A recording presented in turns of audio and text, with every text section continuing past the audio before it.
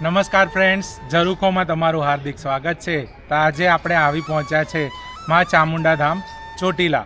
સુરેન્દ્રનગર જિલ્લામાં આવેલું આ મંદિર હજારો વર્ષ જૂનો ઇતિહાસ ધરાવે છે. પુરાણોમાં ઉલ્લેખ પ્રમાણે અહીંયા હજારો વર્ષ પહેલાં ચંડ અને મુંડ નામના રાક્ષસો હતા. આ રાક્ષસો દ્વારા અહીંયા રહેતા લોકોને ઘણો બધો ત્રાસ આપવામાં આવતો હતો. આ ત્રાસથી ત્રાહિમામ થઈને ઋષિ મુનિઓએ મા આદ્યશક્તિની આરાધના કરી.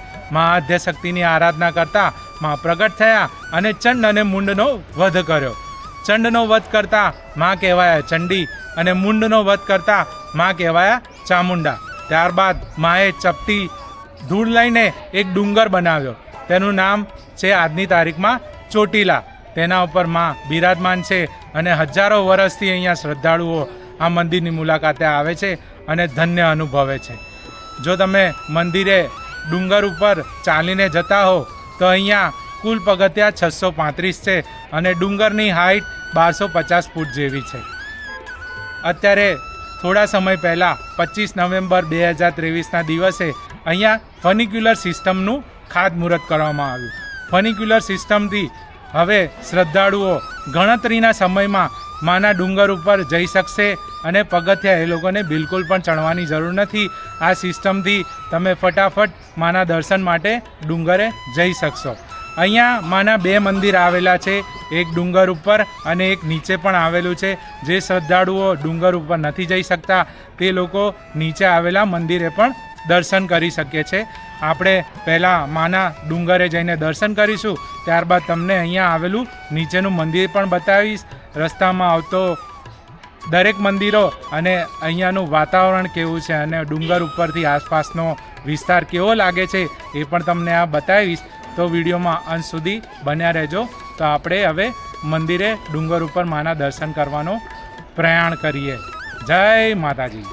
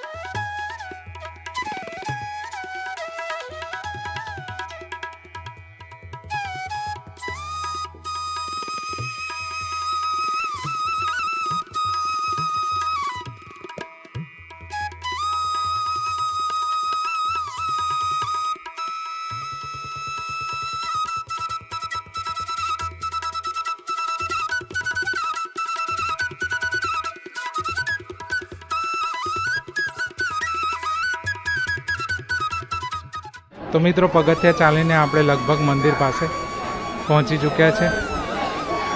અહીંયાથી આગળ મંદિર તરફ જઈ શકાય. તો તમને અહીંયાથી એક નજારો બતાવું. અહીંયા ઉપરથી આવો કંઈક નજારો જોવા મળશે તમને.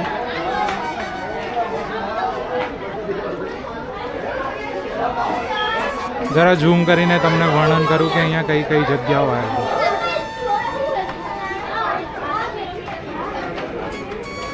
આ જે મંદિર જોઈ રહ્યા છે નીચેનું મંદિર છે.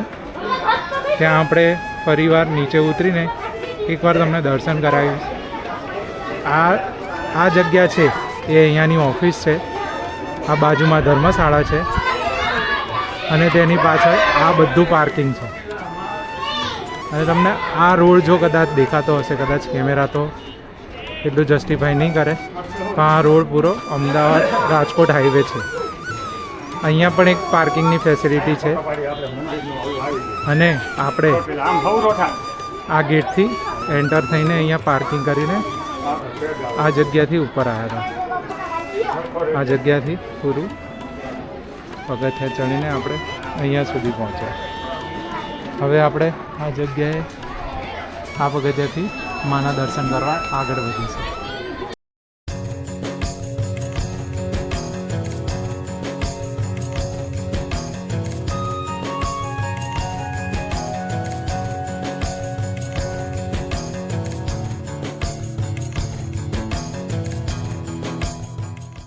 તો મિત્રો, પગથિયાં ચડીને આપણે મંદિર તરફ આવી ગયા છે. સર્વપ્રથમ તો આપણે અહીંયા આવીએ છીએ તો અહીંયા શ્રીફળ વધેરવાની જગ્યાએ આપવામાં આવેલી છે. અહીંયાથી આપણે આગળ જઈએ તો અહીંયા પગરખાં મૂકવા માટેની એક જગ્યા છે. ત્યારબાદ અહીંયા ડાબી સાઈડ પાણીની પરબ આવેલી છે સામેની સાઈડ ઉપર. આપણે હવે આ રસ્તે આગળ જઈશું માતાજીના દર્શન માટે.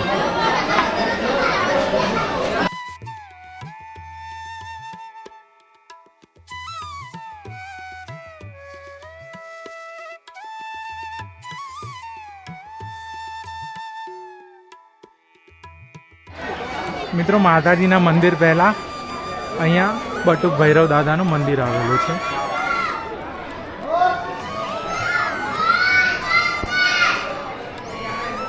એવું માનવામાં આવે છે કે તમે ભૈરવ દાદાના દર્શન ના કરો ત્યાં સુધી માતાજીના દર્શન પૂરા માનવામાં નથી આવતા. તો આપણે બટુક ભૈરવ દાદાના દર્શન કરીને મંદિર તરફ આગળ જઈએ. તો મિત્રો, 635 પગથિયાં ચાલીને આપણે માના દર્શન કરવા પહોંચી ચૂક્યા છે. આ માતાજીના મંદિરનો પરિસર છે. સામેની સાઈડ ઉપર તમે જોશો તો એન્ટ્રી છે. ભાઈઓ અને બહેનો માટે અલગ અલગ એન્ટ્રી છે. અહીંયા ટેકનોલોજીનો સારો ઉપયોગ કરીને બહાર સ્પોર્ટ્સ સ્કેનર પણ આપેલા છે. તમે ટ્રસ્ટને અહીંયાથી ડાયરેક્ટ સ્કેન કરીને પણ દાન કરી શકો છો.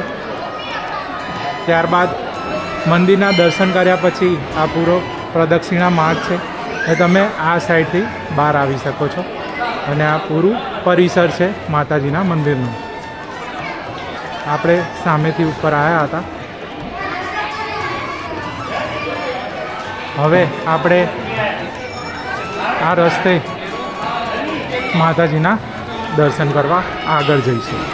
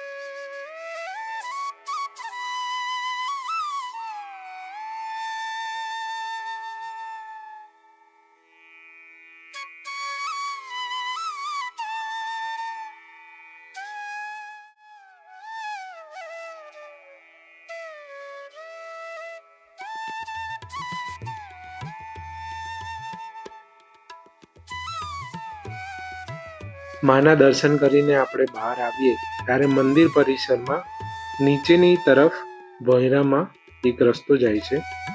ત્યાં આપણે ગુપ્તેશ્વર મહાદેવ, સ્વયંભૂ દેવી, સંતોષી માતા અને ખોડિયાર માના દર્શન કરી શકીએ છીએ.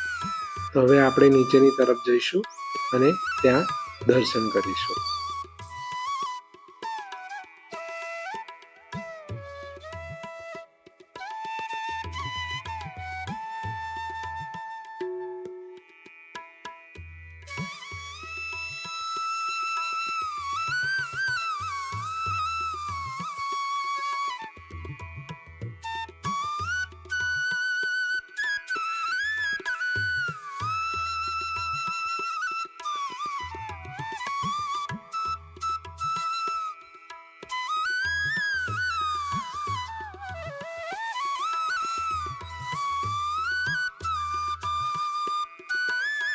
તો અત્યારે આપણે સ્વયંભૂ દેવીના દર્શન કરી રહ્યા છે.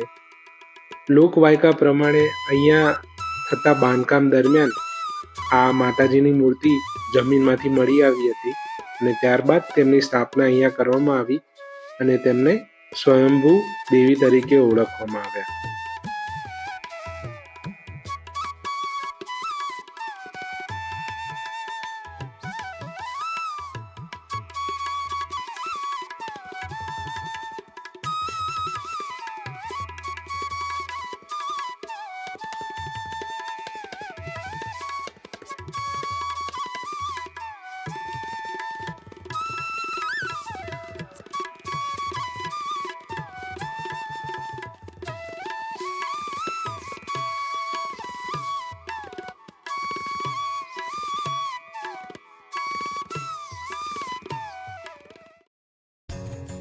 તો હવે આપણે અહીંયા દર્શન કરીને મંદિરની પાછળની બાજુ આવેલા પરિસરમાં જઈશું.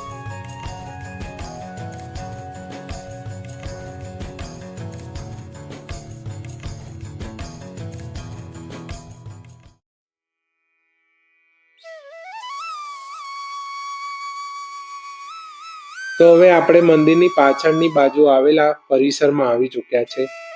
અહીંયા શ્રદ્ધાળુઓને બેસવા માટેની ખૂબ સરસ સગવડ કરવામાં આવેલી છે. અહીંયાથી આપણે આગળ જઈએ ત્યાં એક હવનકુંડ પણ આવેલો છે અને હવનકુંડના દર્શન કરીને આપણે હવે આગળ આવેલા મેરડીમાના મંદિરના દર્શન કરીશું.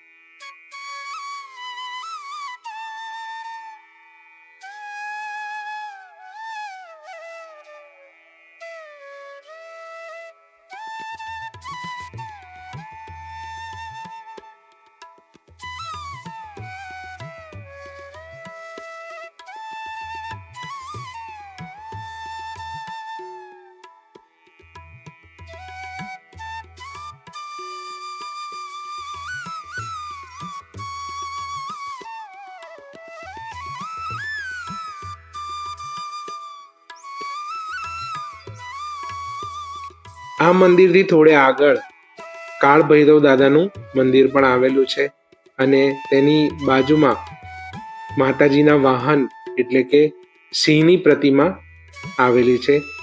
આપણે ત્યાંના દર્શન કરીશું અને ત્યારબાદ પરિક્રમા માર્ગ ઉપર માં લખેલું છે ત્યાં આપણે જઈશું અને એ જગ્યા પણ જોઈશું.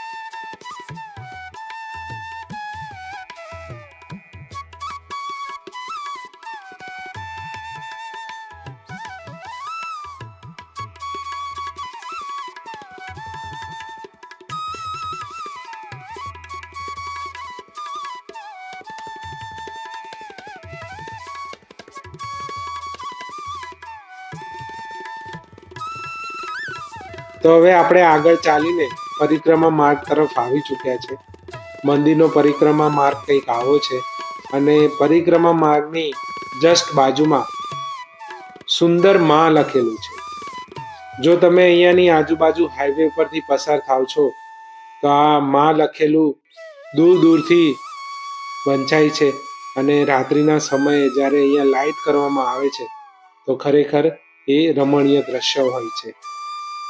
હવે આપણે અહીંયાના દર્શન કરીને ડુંગર નીચે જઈશું અને ડુંગર નીચે આવેલા માતાજીના મંદિરના દર્શન કરીશું.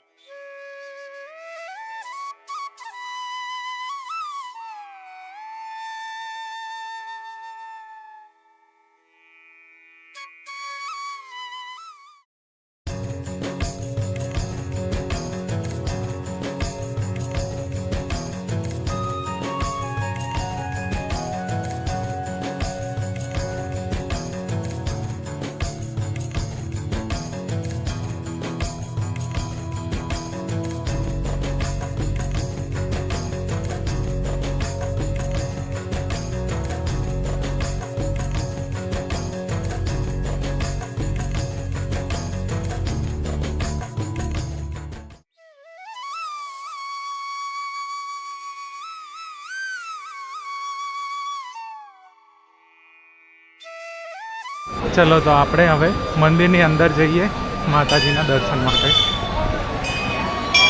અહીંયા એક હવનકુંડ આવેલો છે. અહીંયા આગળ મંદિરમાં પ્રવેશ કરીએ આપણે.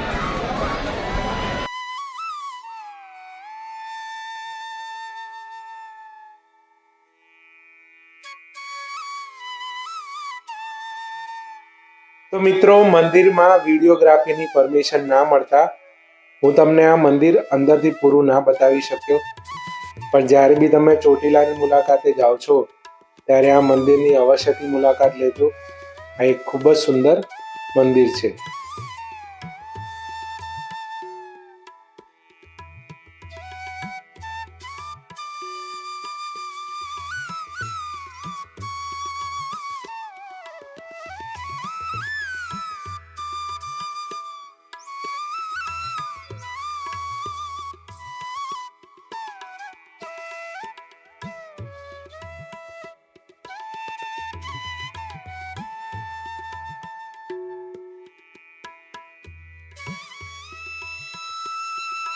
તો મિત્રો, હવે વિડીયોને અંત આપવાનો સમય આવી ચૂક્યો છે. આશા રાખું છું કે ચામુંડા ધામ ચોટીલાના ઇતિહાસ સાથે તમને અવગત કરાવવાનો અમારો પ્રયત્ન તમને ગમ્યો હશે. જો તમને વિડીયો ગમ્યો હોય તો એક લાઈક આપી દેજો. ઇન્ફોર્મેટિવ લાગ્યો હોય તો તમારા સ્વજન સાથે શેર કરી દેજો. અને હા, અમારી ચેનલને સબસ્ક્રાઈબ કરવાનું ચૂકશો નહીં. હવે ફરીથી મળીશું આવી જ એક રસપ્રદ જગ્યા સાથે. ત્યાં સુધી બાય બાય, ટેક કેર.